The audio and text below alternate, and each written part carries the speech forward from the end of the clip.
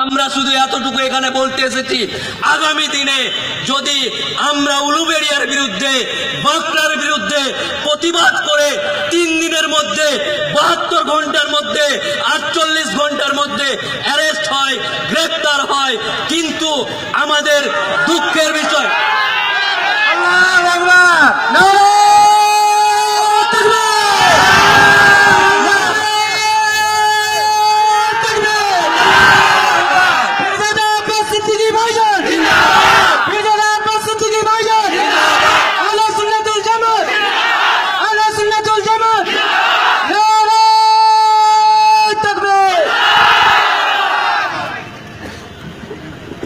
যে কথা বলছিলাম যে 72 ঘন্টা 48 ঘন্টার মধ্যে যদি উলুবেড়িয়ায়, হাওড়ার বাঁকড়ায় গ্রেপ্তার হতে পারে অমুসলিম কোন ধর্মকে আঘাত দিয়ে, কি জাঙ্গিপাড়ার মতো জায়গায় হুগলি জেলার ITI কলেজের ছেলে নিশ্চয় নিশ্চয় নিশ্চয় যে সমস্ত মানুষ হাজার হাজার কোটি টাকা নিয়ে পালিয়েছে দেশ থেকে, এর থেকে বড় নয়।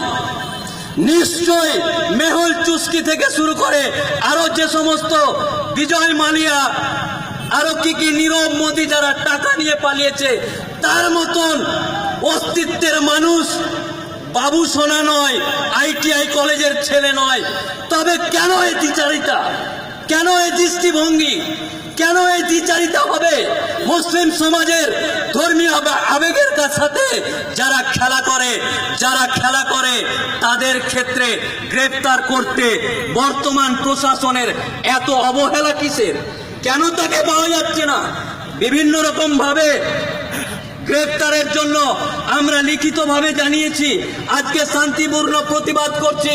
আগামী দিনে এই সমাবেশের মধ্য থেকে আমরা এই থানার ইনচার্জ শুরু করে পুলিশ পার্সোনালদের জানিয়ে দেয়, আগামী দিনে আমাদের ভাইজান এখানে উপস্থিত আছেন, উনি একটা সময় বেঁধে দিবে।